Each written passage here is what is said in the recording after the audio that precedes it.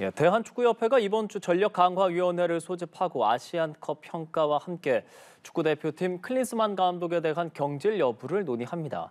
축구협회는 최대한 빠르게 진행할 거라고 밝혔는데요. 다음 달 태국과의 월드컵 2차 예선을 앞두고 있는 만큼 감독 교체 후 후폭풍에 대한 우려도 공존을 하고 있습니다. 더 자세한 내용은 박문성 축구 해설위원과 함께 짚어보도록 하겠습니다. 위원님 어서 오십시오. 네, 안녕하세요. 예. 네. 아시안컵 4강에서 끝이 났습니다. 클린스만 감독을 두고 다양한 이야기들이 오고 가는 상황에서 대한축구협회가 회의를 열었는데 사실 클린스만 감독이 참여하지 않은 상태에서 열리는 회의입니다. 뭐 어떤 내용들 오가게 됐다 이런 전해지는 게 있습니까? 오늘 오전에 회의가 열렸습니다. 예. 임원회의라고 하는데요. 원래대로 하자면 이제 회장, 또 부회장단, 예. 그리고 이제 각 위원장들 해서 이제 말 그대로 임원들이 모여서 하는 정례 회의예요. 원래 이제 있는 회의인데 오늘 여기서 일단 결론부터 좀 말씀드리면 예.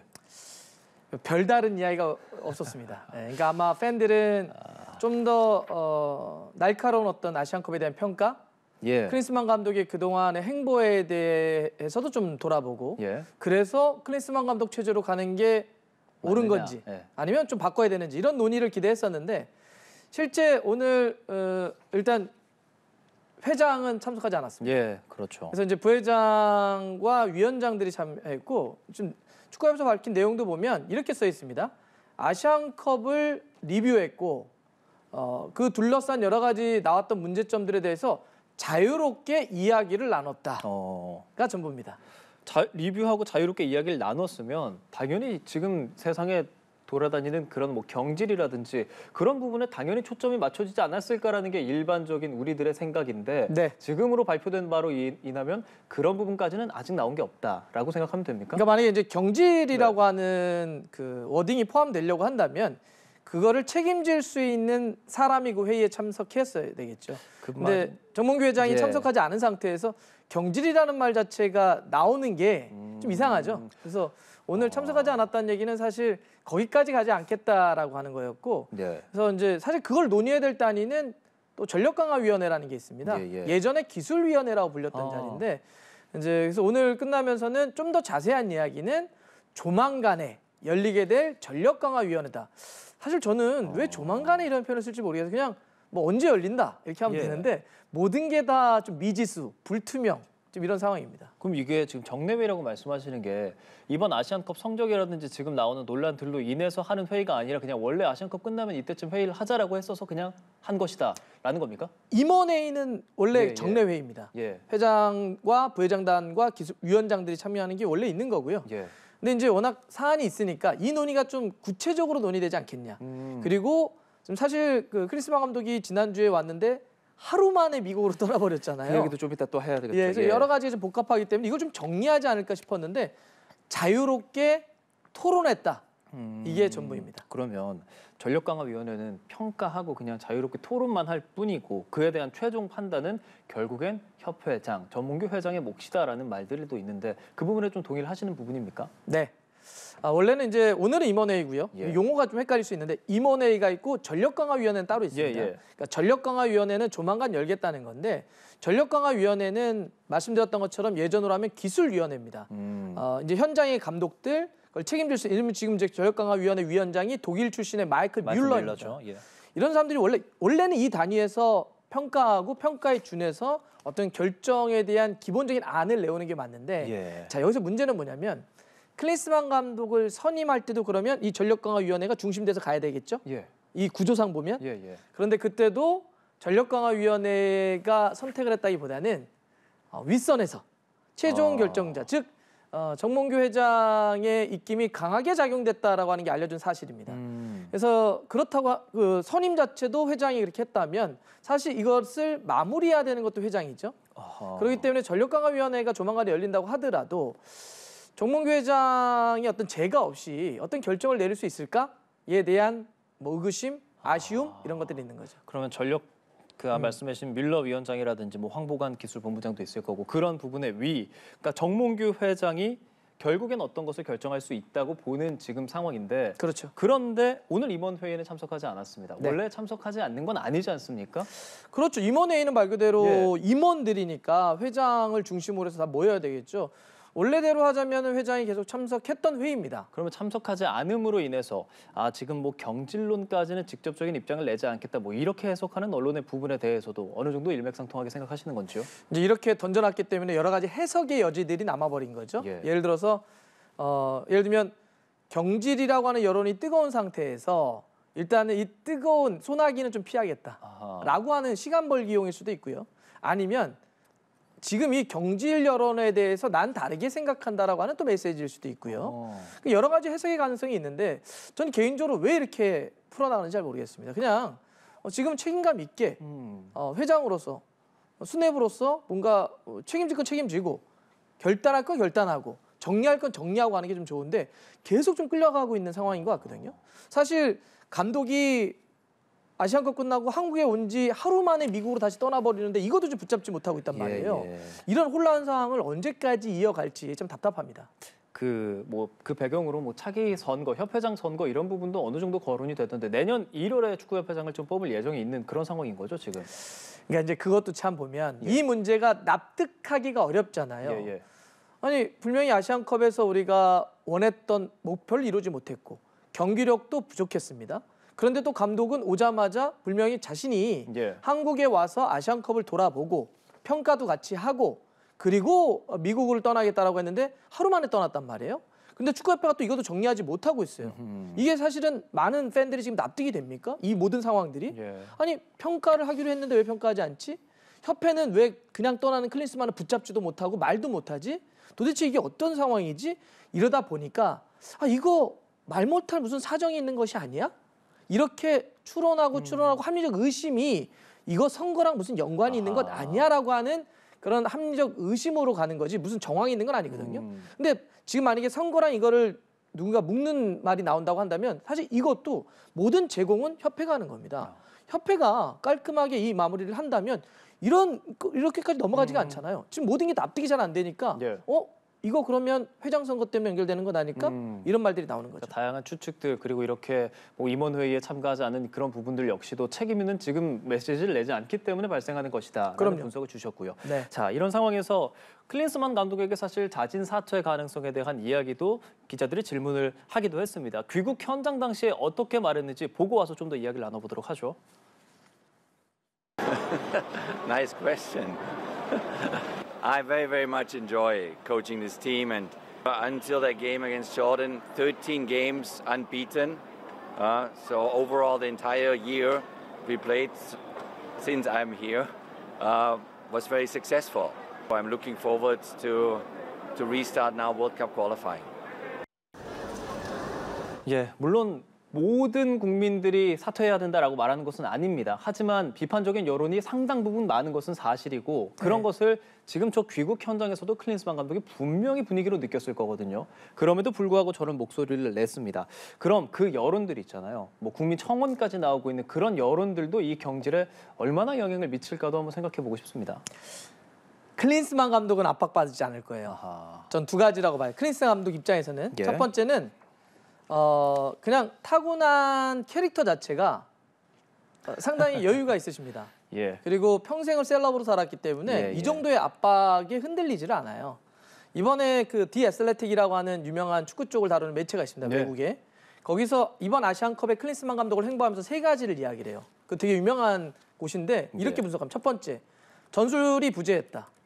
두 번째, 유럽 선수들을 포함해서 우리 선수들에 대한 파악이 잘 되질 않았다. 세 번째가 뭐냐면 너무 웃는답니다.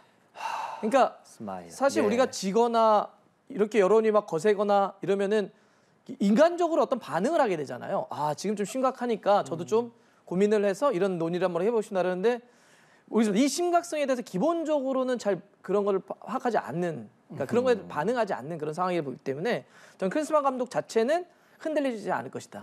좀 보고요. 근데 사실 이거에 대한 생사여탈권은 누가 지고 있습니까? 협회일까요? 협회가 지고 있죠. 그러니까 예를 들면 왜 클린스만은 또 저렇게 여유 있게 얘기하냐면 자 위약금 얘기가 많이 나오고 있죠. 맞죠. 그러니까 위약금 계약을 한 축구협회와 이제 클린스만 감독 두 명이 당사자입니다.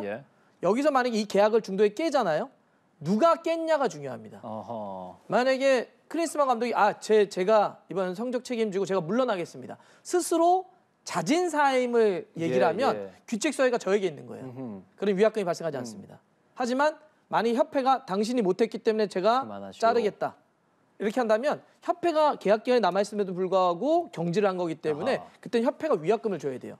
그러니 지금 클린스만 감독은 원래 갖고 있는 캐릭터도 그렇고 성격도 그렇지만 위약금 문제를 위해서라도 당연히 이런 여론에 흔들릴 필요가 없어요. 계속 나는 계속 갈 것이라는 얘기를 하는 거죠. 문제는 협회죠.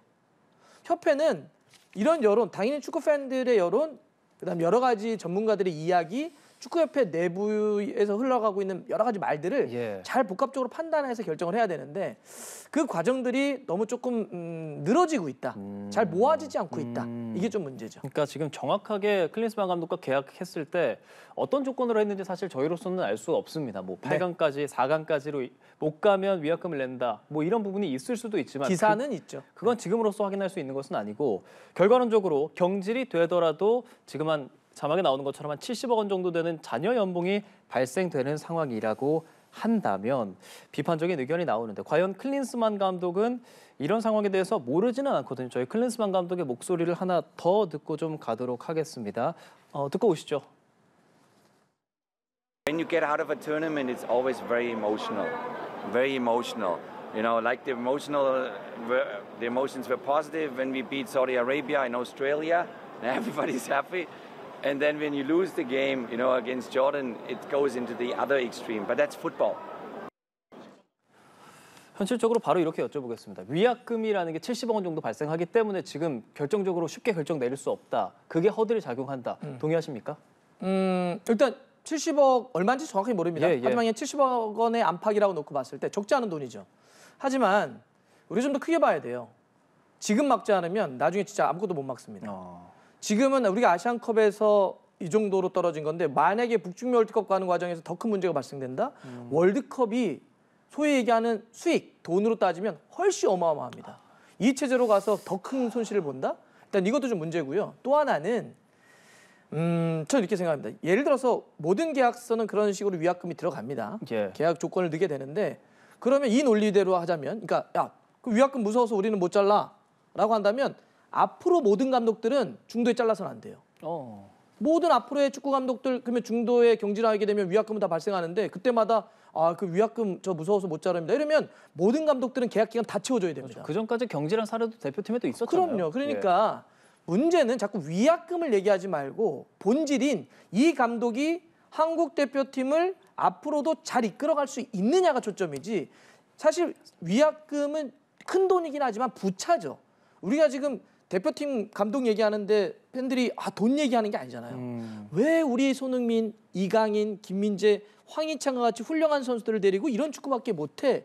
라고 하는 게 중심적인 고민이거든요. 예. 그러면 거기를 들여다봐야죠. 그래서 자꾸 위약금이라기보다는 우리 축구가 어디로 가야 되냐. 예. 이러기 위해서는 가장 적합한 좋은 감독이 누구냐. 이렇게 논의가 가야 된다고 생각합니다. 그렇다면 당연히 좀 생각해 봐야 하는 것이 말씀하신 것처럼 2차 예선이 이제 월드컵 있지 않습니까? 그걸 준비해야 하는 건데 이게 뭐 지금 감독 그대로 갈 것이냐 만약에 교체를 한다고 하더라도 예선을 준비하기 또 촉박한 것 아니냐 이런 목소리도 축구 팬들 사이에서 나오거든요. 네. 어떻게 말씀하시겠어요? 뭐 이제 한 달 뒤에 우리가 태국과 월드컵 예선을 치릅니다. 예. 근데 그게 최종 예선도 아니고요. 2차 예선입니다. 맞습니다. 물론 우리가 아시안컵에서 좀 호되게 당해서 갑자기 태국도 무섭다 뭐 이런 얘기 나오더라고요. 이런 지금. 얘기도 있지만 예. 다시 한번 우리 좀 냉정하게 가보죠. 우리의 맨파워를 놓고 봤을 때 태국을 아주 걱정해야 될 정도가 아니잖아요. 예. 우리가 한 달이라고 하는 기간이 분명히 짧은 건 맞지만 예를 들어서 뭐 빠르게 감독을 선임하거나 아니면 임시 감독 체제로 가더라도 우리가 못 싸울 상대가 아닙니다. 그러면 좀 더 길게 봐야죠. 우리가 계속해서 월드컵 본선을 가고 있고 우리의 목표는 어쨌든 월드컵 본선에서 16강 그 이상 어딘가에 놓여져 있는데 예. 지금 2차 예선에 태국 경기가 두려워서 야, 이 경기 큰일 나면 무너지는데 감독 못 바꿔 이런 논리는 이게 좀 지나친 논리다. 지금은 바꿔도 됩니다. 그 문제가 그렇게 크지 않습니다. 그리고 그러면 새로운 감독이 대안이 있냐라고 하는데 전 세계요. 유럽이나 남미에 찾아보면 예를 들어서 뭐 감독으로서 아니면 선수로서 슈퍼스타 출신의 이런 사람이 아니더라도 정말 묵묵하게 공부하고 연구하고 이래서 너무나 현장에서 잘하고 있는 맞습니다. 그런 감독들 많아요. 국내 감독도 많습니다. 찾아보면 예. 너무 많고요. 그러면 만약에 대한축구협회 한국 대표팀이 새로운 감독을 뽑겠다라고 공개 모집을 하잖아요. 어마어마한 레터가 옵니다. 그리고 제가 알기로도 이미 그런 감독들을 여러 명 거느리고 있는 에이전트 쪽에서 이미 접촉이 들어오고 있는 걸로 알고 있어요. 없다 하는데 진짜 없는 게 아니라 찾을 그런 어떤 그 노력, 예, 그 여지가 마음이 없는 거지 찾으려고 한다면 그렇게 어려운 일 아닙니다. 그렇다면 경우의 수로 좀 봐야 할 것 같습니다. 결과적으로 클린스만 호로 북중미 월드컵까지 계약 기간만큼 계속 간다라고 했을 때 우리 대표팀이 어떤 방향성을 갖고 가야 하느냐도 사실 지금으로서 뭐 생각해보지 않을 수는 없고 위원님께 당연히 여쭤봐야 하는 질문일 것 같습니다. 어떻게 말씀하시겠어요? 클린스만 감독 체제로 간다. 예. 이렇게요? 안 갔으면 좋겠는데. 저희 경우의 수도 생각을 해봐야 되니까요. 예. 보완점이라고 좀 해야 될까요, 저희가? 이거 정말 저 생각하기도 박문성 어려운. 해설위원이 이렇게 말씀 못하시는 거 처음 봤습니다. 예.